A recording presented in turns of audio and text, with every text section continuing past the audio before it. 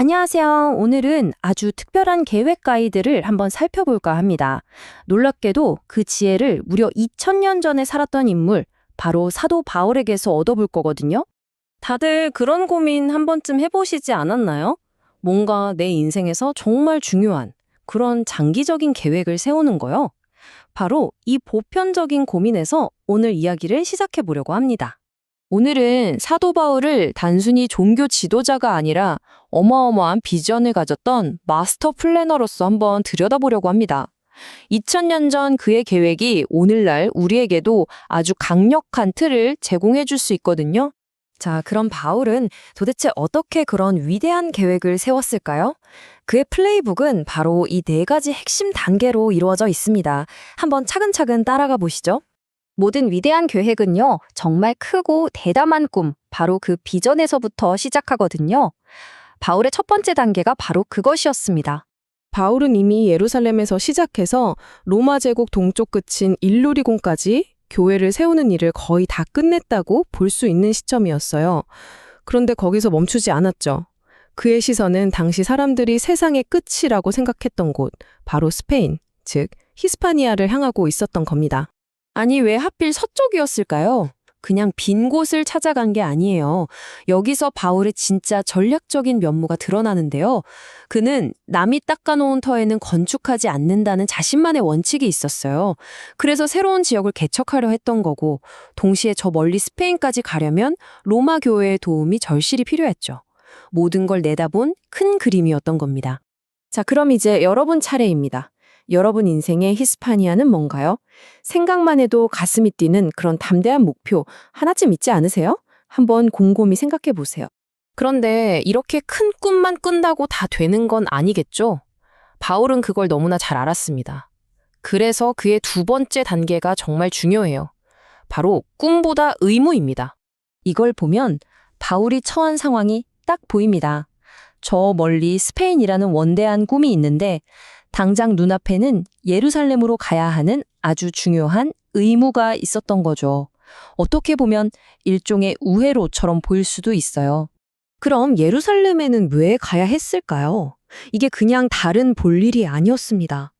당시 예루살렘 교회, 그러니까 모든 교회의 시작점이었던 모 교회가 기근이랑 박해 때문에 엄청난 어려움을 겪고 있었거든요. 그래서 다른 지역의 이방인 교회들이 자발적으로 헌금을 모은 거예요. 이걸 코이노니아라고 하는데 단순한 동정이 아니라 깊은 연대감의 표현이었죠. 로마서에 나오는 이 구절이 그 핵심을 정확히 짚어줍니다. 그러니까 이건 그냥 돈을 주는 게 아니었어요. 바울은 이걸 영적인 빚을 갚는 아주 마땅하고 중요한 의무라고 본 거죠. 단순한 자선을 넘어선 행동이었습니다. 자, 이제 세 번째 단계로 가볼까요? 계획을 세우고 당장 해야 할 일도 정했어요. 그럼 끝일까요? 아니죠. 바울은 최고의 계획에도 위험이 따른다는 걸 알았고 혼자서는 할 수 없다는 것도 알았습니다. 그래서 기도의 힘을 구하죠. 여기서 정말 인상 깊은 단어가 하나 나옵니다. 슈나고니 조마이라는 헬라어인데요. 이게 그냥 기도해 주세요 정도가 아니에요. 나와 함께 싸워 주십시오. 이 싸움에 같이 뛰어들어 주십시오 하는 아주 강력한 요청입니다. 여기서 그의 솔직함과 겸손함이 느껴지죠. 그리고 보세요. 막연하게 잘 되게 해달라고 하지 않아요. 아주 구체적이죠. 첫째, 둘째, 셋째.